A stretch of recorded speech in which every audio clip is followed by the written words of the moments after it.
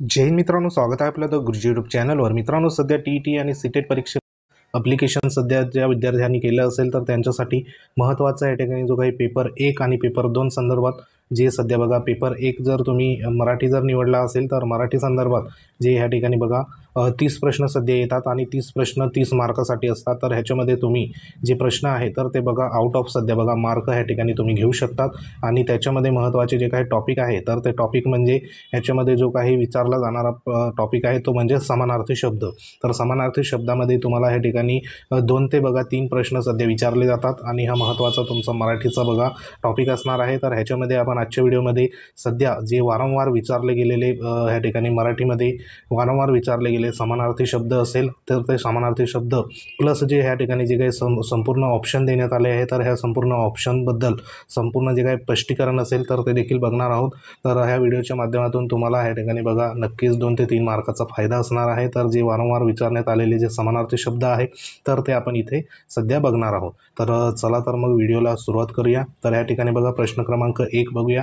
तर जो काही प्रणिपात जो शब्द आहे तर हा शब्दाचा समानार्थी शब्द नसलेला आपल्याला इथे जो काही शब्द आहे तर तो ओळखायचा आहे। आता प्रणिपात हा जो शब्द आहे मागे टी आणि सीटेट परीक्षेमध्ये बघा वारंवार विचारण्यात आलेला शब्द आपल्याला आहे। तर ह्या संदर्भात बघा नमन, अभिवादन, प्रणाम आणि वसन असे 4 ऑप्शन सध्या देण्यात आले आहे। तर आपल्याला काय विचारलेलं आहे की समानार्थी नसलेला शब्द कोणता इथं विचारलेला आहे। तर जे समानार्थी नसलेला शब्द कोणता आहे तर बघा या ठिकाणी ऑप्शन क्रमांक 4 जो आहे तर तो समानार्थी शब्द नाही। तर समानार्थी शब्द कोणते आहे तर बघा नमन आहे, त्यानंतर अभिवादन आहे, त्यानंतर प्रणाम आहे।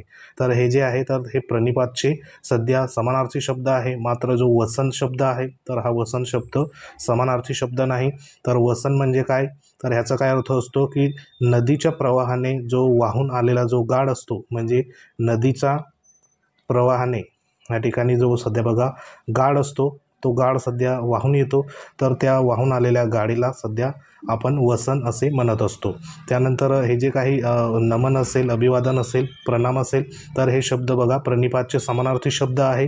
आणि त्याचबरोबर जे अजून समानार्थी शब्द ह्या तिघांचे प्रणिपातचे तर एक म्हणजे या ठिकाणी बघा वंदन जो शब्द आहे तर तो देखील समानार्थी शब्द आहे प्रणिपातचा। त्यानंतर आदरभाव असेल, आदरभाव जो आहे तर हा देखील बघा प्रश्न जो शब्द आहे समानार्थी शब्द आहे प्रणिपातचा। त्यानंतर अजून जो शब्द आपल्याला विचारण्यात येतो तर तो या ठिकाणी प्रणाम, अभिवादन, नमन, वंदन असेल, आदरभाव असेल हे प्रणिपातचे समानार्थी शब्द आहे। मात्र वसन आहे तर तो या ठिकाणी समानार्थी शब्द नाही। वसन म्हणजे काय तर नदीचा प्रवाह या ठिकाणी वाहून आलेला जो गाळ असतो तर त्याला आपण वसन या ठिकाणी म्हणत असतो। तर ह्या संदर्भात या प्रश्नाचे जे उत्तर होतं तर ऑप्शन क्रमांक 4 होतं, बरोबर। तर ह्या ठिकाणी बघा स्पष्टीकरण देखील देण्यात आले। वसन म्हणजे काय तर नदीच्या प्रवाहाने वाहून आलेला गाळ, बरोबर। आणि प्रणिपातचे जे समानार्थी शब्द आहे नमन, अभिवादन, प्रणाम असेल, वंदन, आदरभाव हे दर्शवण्याचा जो प्रकार असतो त्याला आपण प्रणिपात म्हणत असतो, बरोबर। आता पुढचा प्रश्न आपण बघूया। तर पुढचा प्रश्न बघा, भानू या शब्दाचा खालीलपैकी समानार्थी शब्द कोणता नाही असं विचारलेलं आहे। इथं नाही असा विचारलेला आहे बघा जो पॅटर्न आहे तर तो नकारात्मक पॅटर्न इथे विचारण्यात आला आहे। तर प्रश्न कधी पण सोडवताना इथून सुरुवातीपासून तर शेवटपर्यंत सध्या तुम्हाला वाचायचा असतो जेणेकरून जे उत्तर असेल तर ते तुम्हाला बघा योग्य उत्तर सध्या टिक करता येईल।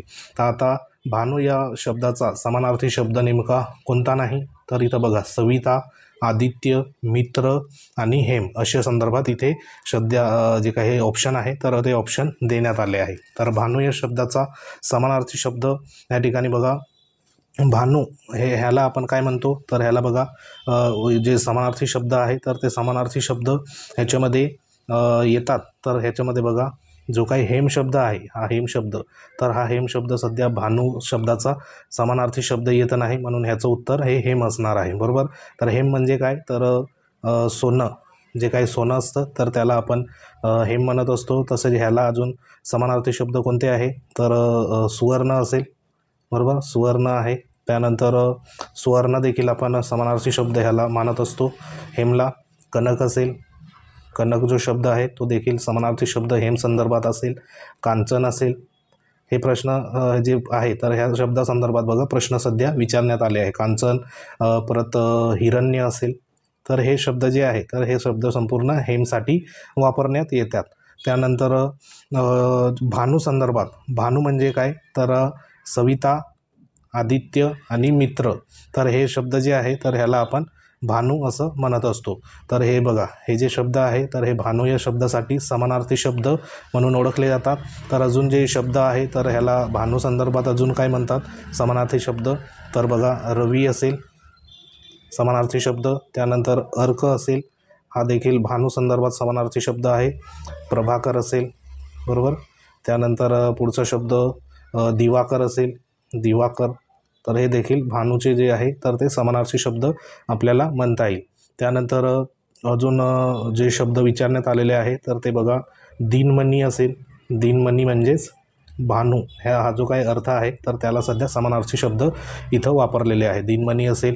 त्यानंतर एक शब्द आहे अजून चंडारू म्हणून आहे, तर हा शब्द देखील सध्या TET परीक्षेमध्ये विचारण्यात आला होता. तर हे संपूर्ण जे शब्द आहे तर हे भानू संदर्भात या ठिकाणी समानार्थी शब्द वापरले जातात. वासरमणी असेल, परत वासरमणी म्हणून एक शब्द आहे, वासरमणी अशा पद्धतीने शब्द आहे, तर हा देखील भानू ह्या शब्दासाठी समानार्थी शब्द वापरले जातात. आणि हेमसाठी म्हणजे या ठिकाणी बघा सोनं, स्वर्ण, त्यानंतर कनक, कांचन, हिरण्य हे शब्द सध्या हेमसाठी वापरले जातात.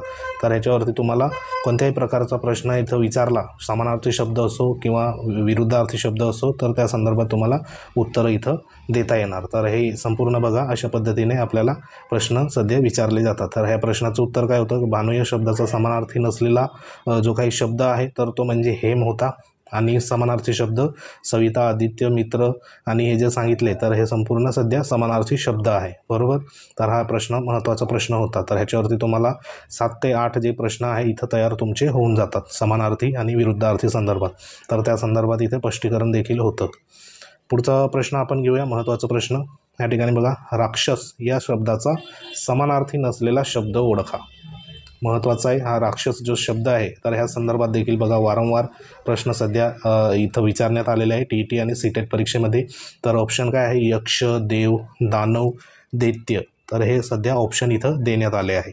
तर आपल्याला माहिती आहे की राक्षस म्हणजे काय असतो, तर राक्षस म्हणजे बघा ह्या ठिकाणी दानव म्हणजेच राक्षस, बरोबर, दैत्य म्हणजेच राक्षस आणि यक्ष म्हणजेच राक्षस. पण इथं जो नसलेला शब्द विचारलेला आहे तर नसलेला शब्द म्हणजे काय, तर हा जो देव शब्द आहे तर देव म्हणजे राक्षस या ठिकाणी होत नाही, बरोबर.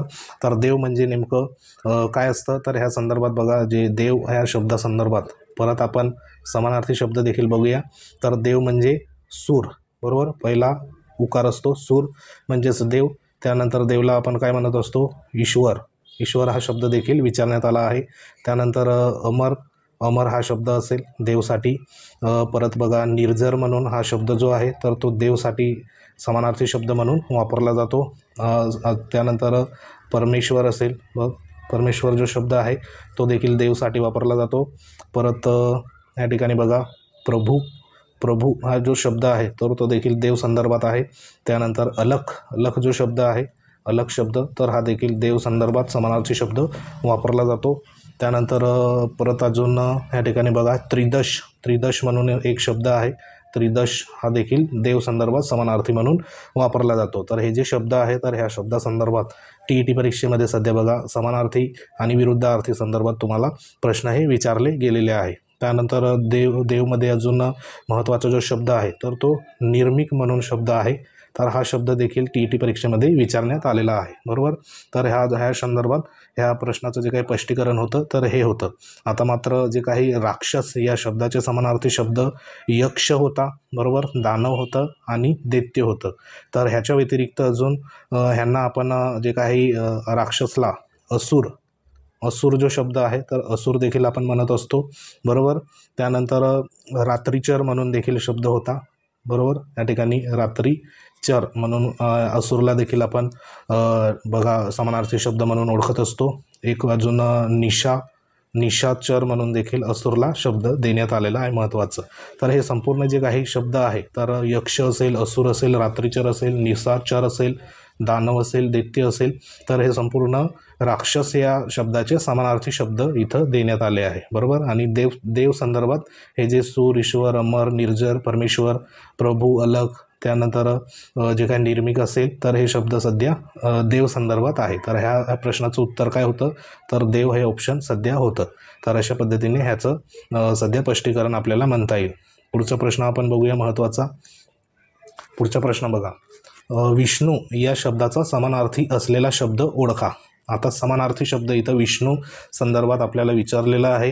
विष्णू ह्या ठिकाणी बघा भगवानाचं नाम आहे का देवाचं नाव आहे, तर त्या संदर्भात बघा श्रीपती, अच्युत, त्यानंतर गोविंद आणि वरीलपैकी सर्व अशा पद्धतीने इथं प्रश्न विचारण्यात आला आहे. तर ह्याचं उत्तर काय असणार आहे, तर ऑप्शन क्रमांक 4 वरीलपैकी सर्व. कारण विष्णू संदर्भात श्रीपती म्हणजे या ठिकाणी समानार्थी शब्द आहे, अच्युत देखील आहे आणि गोविंद देखील आहे, बरोबर. तर हे तिघीचे तिघी विष्णू या शब्दाचे समानार्थी शब्द आहे. त्यानंतर ह्याच्यापैकी अजून दुसरे जे आहे, तर विष्णू संदर्भात माधव हा जो शब्द आहे तर हा देखील समानार्थी शब्द आहे. परत बघा शेषशाही म्हणून शब्द आहे, शेषशाही म्हणून असा शब्द आहे, तर तो देखील सध्या विष्णूसाठी आहे. मधुसूदन असेल, बरोबर, मधुसूदन हा जो शब्द आहे तर हा देखील विष्णूसाठी आहे. केशव असेल, केशव, त्यानंतर रमेश देखील शब्द विचारण्यात आला आहे. चक्रपाणी असेल, चक्रपाणी पहिली विलांटी आहे, हा शब्द देखील सध्या विष्णूसाठी वापरण्यात येतो.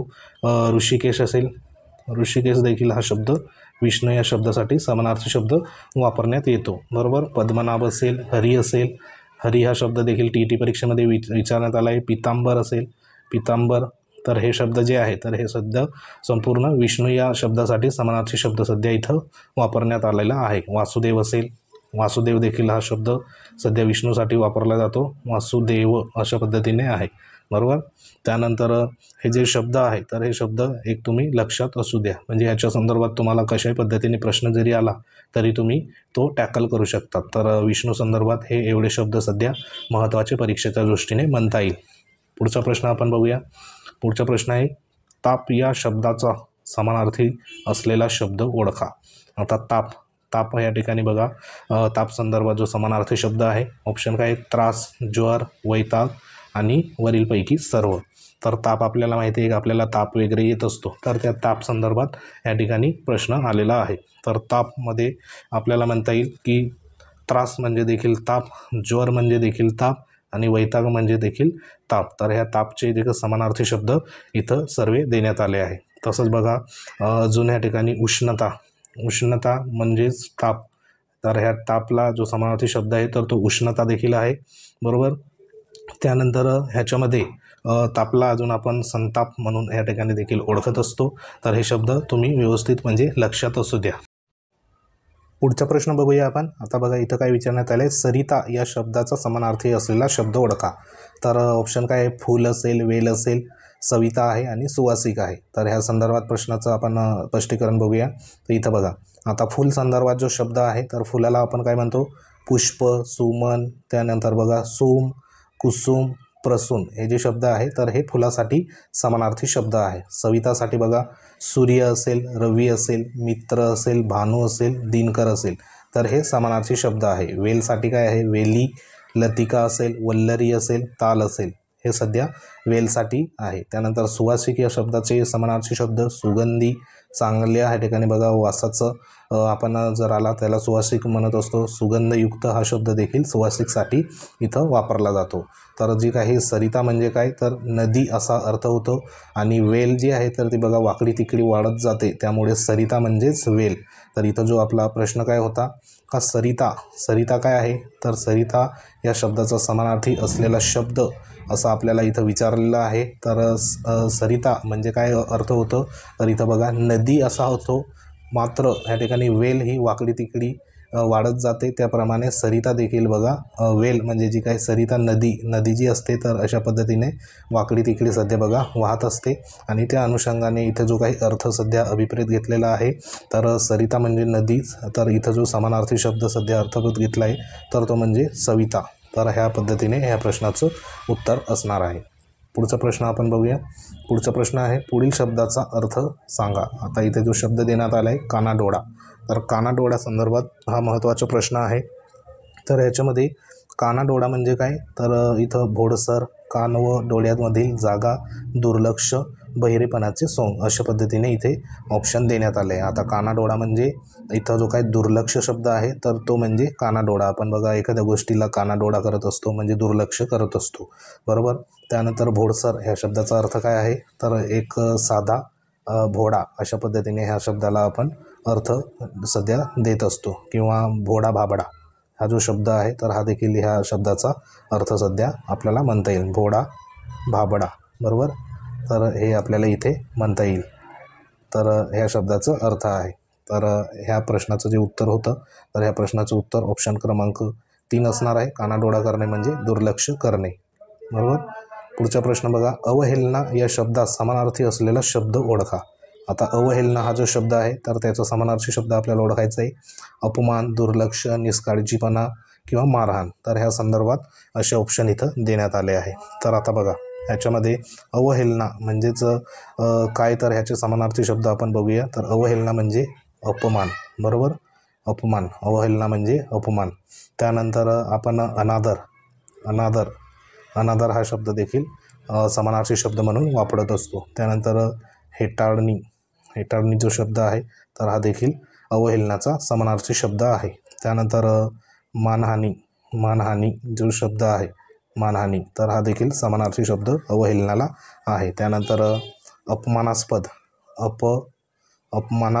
बरोबर, अपमानास्पद हा जो शब्द आहे तर हा देखील ह्या अवहेलनाचा समानार्थी शब्द आहे. अपमानास्पद वागणूक, बरोबर, वागणूक.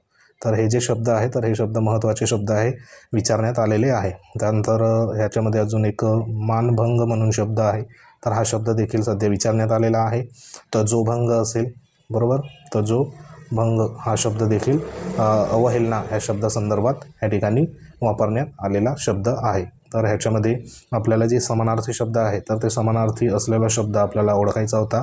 तर हा जो अपमान आहे तर अपमान म्हणजेच अवहेलना आणि त्याला हे इतर जे समानार्थी शब्द आपल्याला म्हणता येईल. आता दुर्लक्ष म्हणजे मागे आपण बघितलं, कानाडोळा करणे. निष्काळजी म्हणजे काय, काळजी न घेणे. मारहाण म्हणजे काय, एखाद्याला सध्या बघा मारणे किंवा त्या संदर्भात विपरीत जो काही अर्थ असेल तर तो. तर सध्या तरी अवहेलना शब्दासंदर्भात या ठिकाणी अपमान असेल, अनादर असेल, हेटाळणी असेल, मानहानी असेल तर हे सध्या जे शब्द आहे तर हे शब्द सध्या वापरले जातात. ह्याच्यावरती प्रश्न विचारण्यात आलेला आहे. पुढचा प्रश्न आपण बघूया. रामबाण या शब्दास बघा समानार्थी असलेला शब्द कोणता अशा पद्धतीने. आता अग्निबाण, युद्धशास्त्र असेल, जालिम उपाय असेल, प्रतिज्ञा असेल. तर रामबाण हा शब्द देखील वारंवार सध्या परीक्षेमध्ये विचारण्यात आला आहे. तर ह्याच्यामध्ये बघा ऑप्शन आपण ह्या ठिकाणी स्पष्टीकरण बघूया.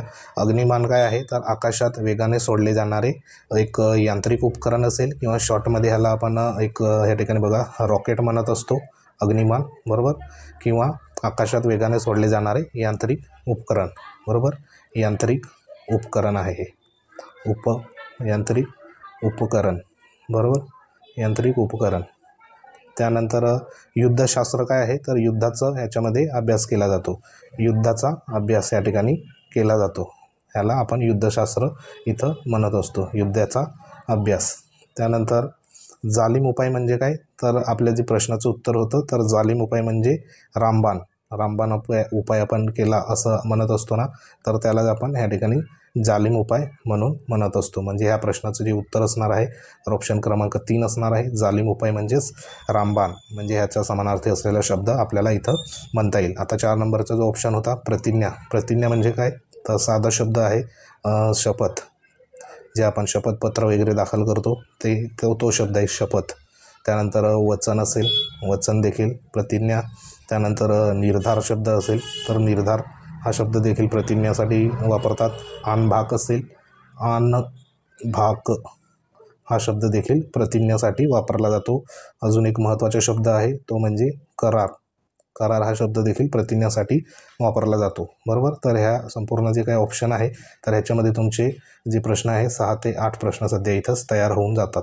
तर हा देखील महत्त्वाचा जो प्रश्न होता, रामबाण जो शब्द आहे तर हा शब्द सध्या वारंवार विचारला जातो आणि ह्याच्यामधला जालिम उपाय जो आहे तर ह्या संदर्भात. पुढचा प्रश्न बघूया. तर प्रश्न क्रमांक 10 बघा. सज्ञान या शब्दाचा समानार्थी असलेला शब्द आपल्याला विचारला आहे. ऑप्शन काय आहे, अज्ञान, ज्ञान, सुज्ञ, साक्षर. ऑप्शन इथं देण्यात आले आहे. तर ह्या ऑप्शनाचं आपण सविस्तर स्पष्टीकरण बघूया. तर इथं बघा, संज्ञान म्हणजे काय, तर सुज्ञ, शहाणा, जाणता हे शब्द आहे. तर हे सध्या संज्ञान ह्याचे या ठिकाणी समानार्थी शब्द आहे. अज्ञान म्हणजे काय, तर अशिक्षित, ज्ञान नसलेला.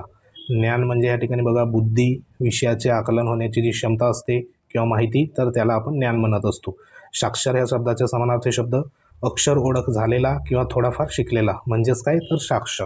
तर इथं जो संज्ञानच्या बघा विरुद्धार्थी शब्द काय असेल, अज्ञान. तर इथं जो आपल्याला प्रश्न काय विचारलेला आहे, संज्ञान या शब्दाचा समानार्थी असलेला शब्द कोणता. तर इथं जे शब्द देण्यात आले होते, तर ह्याच्यामधले जे शब्द आहे, तर हे जे शब्द आपण इथं बघा स्पष्टीकरण बघितलं, तर ह्याच्यामधला जो अज्ञान जो शब्द आहे, तर ह्या ठिकाणी बघा ऑप्शन क्रमांक जो 3 आहे, ह्या ठिकाणी संज्ञानचा समानार्थी नसलेला शब्द. मग संज्ञान म्हणजे काय, तर इथं बघा संज्ञान म्हणजे साक्षर, हे देखील ह्या ठिकाणी वापरण्यात आलेलं आहे. बरोबर, संज्ञान म्हणजे सुज्ञ असेल, शहाणा असेल किंवा जाणता असेल. त्यानंतर इथं जो साक्षर आहे, साक्षर म्हणजे काय, ओळख असलेला, थोडाफार शिकलेला. त्यानंतर इथं जो संज्ञान हा शब्दाचा अज्ञान जो आहे, तर तो विरुद्ध शब्द इथं आहे. म्हणून ह्या प्रश्नाचं आपल्याला उत्तर काय म्हणता येईल, तर इथे बघा ऑप्शन जो देण्यात आला आहे, तर तो इथं अज्ञान हा जो आहे ऑप्शन, ह्या ठिकाणी बघा अज्ञान. कारण संज्ञान म्हणजे ज्ञान असलेला, सुज्ञ आणि साक्षर असलेला. तर हे जे शब्द आहे, तर हे अभिप्रेत आहे. मात्र जो अज्ञान आहे, अज्ञान, तर हे अज्ञान म्हणजे संज्ञान संदर्भात या ठिकाणी समानार्थी शब्द नाही, तर हा जो आहे तर तो विरुद्धार्थी शब्द आहे. तर हे एक लक्षात घ्या. तर पुढचा प्रश्न आपण बघूया. पुढचा प्रश्न आहे, लाकूड या शब्दाला पर्यायी असलेला शब्द शोधा लाकूडसाठी. आता इथं जडण, वनस्पती, फांदी, खोड. तर लाकूड संदर्भात जो समानार्थी शब्द आहे, तर तो म्हणजे लाकूड म्हणजे काय, तर खोड ह्याला आपण लाकूड ह्याला समानार्थी शब्द इथं वापरत असतो. तर हे एक महत्त्वाचा प्रश्न सध्या होता. पुढचा प्रश्न बघा, हात या शब्दाचा पर्यायी असलेला शब्द शोधा. तर इथं बघा तिमीर, हस्त, बाहू, त्यानंतर वायस असे इथे शब्द इथं देण्यात आले आहे. आता हात या शब्दासाठी जे समानार्थी शब्द आहे किंवा पर्यायी अर्थ शब्द असेल, तर हातला बघा हस्त म्हणून आहे. भुज असेल, बरोबर, भुज असेल. त्यानंतर पाणी असेल, पहिली वेलांटी नी, पाणी. कर म्हणजेच हात, हे शब्द सध्या इथे वापरण्यात आला आहे. त्यानंतर इथे बघा आता तिमीरसाठी कोणते शब्द आहे, तर इथं बघा तिमीर म्हणजे काय, तर अंधार. बरोबर, अंधार वगैरे असेल किंवा अंधकार, हा जो शब्द आहे अंधकार, अशा पद्धतीने अंधकार हा लिहितात. तर अंधकार असेल. त्यानंतर अंधत्व असेल, अंधत्व हा शब्द देखील अंधकार, तिमीर ह्या शब्दासाठी वापरला जातो. बरोबर, हस्तसाठी आपण सांगितलं हात म्हणजे हस्त. त्यानंतर बाहू म्हणजे काय, तर बाहू म्हणजे भुजा, ज्या आपल्या हाताच्या भुजा असतात, किंवा दंड, हा शब्द बाहूसाठी वापरतात. आणि वायस म्हणजे काय, तर वायसला आपण कावडा जो असतो, तर त्याला आपण वायस म्हणत असतो. परत वायसचे काक म्हणून शब्द आहे, हा शब्द देखील विचारला आलेला आहे. आणि एकाक्ष म्हणून शब्द आहे, तर हा देखील कावड्यासाठी, वायससाठी आपण वापरत असतो. तर हाच शब्दाचा आपल्याला पर्यायी असलेला शब्द शोधा अशा संदर्भात इथे प्रश्न होता. तर जो या ठिकाणी बघा शब्द काय असणार आहे, तर इथं हस्त हा शब्द आहे. तर ह्या प्रश्नाचं इथं उत्तर असणार आहे. आणि हातला आपण हस्त, भुज, पाणी, कर असे शब्द देखील इथं सध्या पर्यायी शब्द म्हणून वापरत असतो. महत्त्वाचा प्रश्न होता. पुढचा प्रश्न आपण बघूया. अर्णव या शब्दाचा समानार्थी शब्द ओळखा. आता सुज्ञ, आत्मजा, सुवर्ण, रत्नाकर असे इथे ऑप्शन देण्यात आले आहे. तर आधी जे ऑप्शन आहे, तर त्या ऑप्शन संदर्भात आपण स्पष्टीकरण बघूया. तर इथं बघा आता अर्णव म्हणजे काय, तर रत्नाकर असेल, जलदी असेल, सागर असेल, त्यानंतर उददी असेल, सिंधू असेल, पायोई असेल, त्यानंतर अबुदी असेल, वारीराशी, अब्दी, जलाशय, जलनिधी, अबुनिधी, त्यानंतर सरितपती असे जे अर्णवसाठी इथे शब्द सध्या समानार्थी वापरले जातात. सुज्ञ संदर्भात बघा संज्ञान असेल, सहाणा असेल.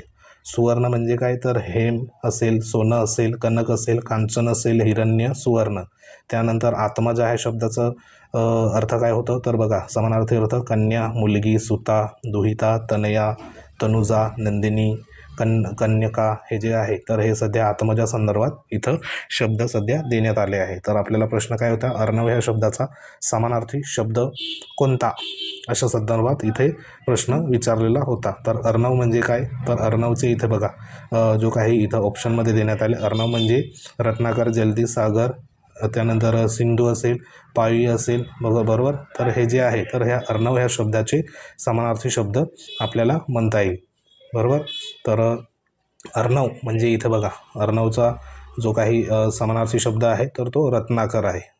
इथं सुवर्ण म्हणजे काय, सोनं, हेम वगैरे शब्द आहे. आत्मजा काय आहे, तर आत्मजा म्हणजे ह्या ठिकाणी मुली संदर्भात, कन्या असेल, मुलगी असेल तर त्या संदर्भात इथं वापरण्यात आलेला आहे. सुज्ञ काय आहे, तर इथं ज्याला माहिती असते तर तो सुज्ञ बरोबर. तर ह्या प्रश्नाचं उत्तर हे रत्नाकर इथं असणार आहे. ह्या ठिकाणी बघा रत्नाकर शब्द अर्णवसाठी आलेला आहे. पुढचा प्रश्न आपण बघूया. सुभाग्य या शब्दाचा पर्यायी शब्द खालीलपैकी कोणता. सुभाग्यसाठी सुंदर, रमणीय, भाग्यवान, मनमोहक अशा पद्धतीने ऑप्शन इथे देण्यात आले आहे. आता सुभाग्य म्हणजे काय, तर सुभाग्याचा पर्यायी शब्द म्हणता येईल भाग्यवान, भाग्यवान म्हणून आहे. त्यानंतर भाग्यवंत असेल, भाग्यवंत हा देखील पर्यायी शब्द आहे. भाग्यशाली बरोबर, भाग्यशाली हा देखील शब्द पर्यायी शब्द आहे. अजून एक शब्द आहे महत्त्वाचा, नशीबवान, नशीबवान देखील आपण वापरत असतो ना, तर हा नशीबवान असा शब्द आहे बरोबर. नशीबवान म्हणून शब्द आहे, तर हा एक लक्षात ठेवा. त्यानंतर पुढचा शब्द अजून ह्याच्या संदर्भात रमणीय सांगता येईल, रमणीय म्हणून देखील शब्द आहे. अजून मोहक, मोहक हा शब्द आहे. तर हे जे शब्द आहे तर हे शब्द लक्षात असू द्या. सुभाग्य या शब्दासाठी पर्यायी शब्द, तर ह्याच्यामधले जे आपण रमणीय असेल, भाग्यवान असेल, त्यानंतर हा जो काही शब्द आहे तर इथं बघा हे शब्द आहे, तर हे शब्द लक्षात असू द्या.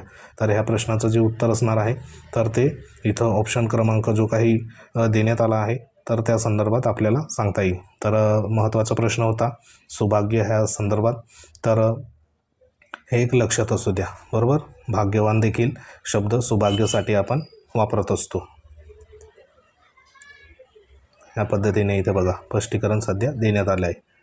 पुढचा प्रश्न बघूया. वारू या शब्दाचा समानार्थी असलेला शब्द ओळखा. आता वारा, चरणारा, चारचाकी, घोडा अशा संदर्भात इथे शब्द देण्यात आले. तर वारू म्हणजे काय, तर आता वारू म्हणजे ह्याला आपण काय म्हणत असतो, तर घोडा, घोड्याला वारू म्हणत असतो बरोबर, घोडा. त्यानंतर है, है म्हणून देखील घोड्याला शब्द आहे. अश्व असेल बरोबर, अश्व. अजून शब्द आहे तुरंग, तुरंग म्हणून देखील शब्द आहे. त्यानंतर वाजी, वाजी म्हणून एक शब्द आहे घोड्यासंदर्भात. त्यानंतर बघा अरच असा देखील शब्द वापरला जातो वारू संदर्भात. त्यानंतर तुरंगममधून एक शब्द आहे बघा, तुरंगम असा एक शब्द आहे, त्याच्यासाठी घोड्यासाठी वापरला जातो. त्यानंतर अबलख, अबलख अशा पद्धतीने शब्द देखील सध्या घोडा, वारू संदर्भात समानार्थी शब्द इथं वापरला जातो. तर ह्या ठिकाणी महत्त्वाचं ह्या संदर्भात जे काही ऑप्शन होता 4 नंबरचा ऑप्शन, तर ह्या प्रश्नाचं उत्तर असणार आहे बरोबर. वारा म्हणजे काय, तर हवा बरोबर. या ठिकाणी चारचाकी म्हणजे काय, एक 4 चाकाची वाहन असेल किंवा गाडी असेल बरोबर. अशा पद्धतीने ह्याचं सध्या स्पष्टीकरण आपल्याला म्हणता येईल. तर ह्या प्रश्नाचं उत्तर होतं घोडा. तर घोड्यासंदर्भात हे जे शब्द आहे तर हे शब्द सध्या वापरण्यात येतात. तर एवढे जे काही महत्त्वाचे सध्या बघा प्रश्न होते, तर हे जे रिपीट सध्या झालेले आपल्याला म्हणता येईल, कारण हे प्रश्न वारंवार सध्या TET परीक्षेमध्ये रिपीट झालेले प्रश्न आहे आणि हे महत्त्वाचे तुमच्यासाठी असणार आहे.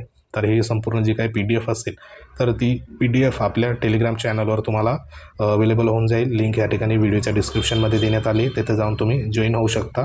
त्या ठिकाणी तुम्हाला ही संपूर्ण PDF असेल, नोट्स असेल वेगवेगळ्या, तर ते तुम्हाला त्या ठिकाणी अवेलेबल होईल. तर महत्त्वाचा व्हिडिओ होता. व्हिडिओ आवडला असेल तर लाईक करा, शेअर करा. चॅनलवर नवीन असाल तर चॅनलला सबस्क्राईब करून घ्या, जेणेकरून तुम्हाला अशाच प्रकारच्या महत्त्वाचे जे अपडेट असेल, व्हिडिओ असेल टॉपिक संदर्भात, ते तुम्हाला वेळोवेळी आम्ही त्या ठिकाणी बघा देण्याचा प्रयत्न करू. मागे देखील आपण व्हिडिओ अपलोड केले, ते व्हिडिओ सध्या बघून घ्या. बालमानसशास्त्र असेल, त्यानंतर परिसर अभ्यास असेल, सामाजिक शास्त्र असेल, त्यानंतर मराठी संदर्भात असेल, तर वेगवेगळे महत्त्वाचे घटक आहे तर ते सध्या एकदा बघून घ्या. या व्हिडिओच्या या ठिकाणी बघा YouTube चॅनलवर प्लेलिस्ट आहे, तिथे जाऊन तुम्ही बघू शकता. तर भेटू आपण एखाद्या महत्त्वाच्या टॉपिकमध्ये. तोपर्यंत जय हिंद, वंदे मातरम.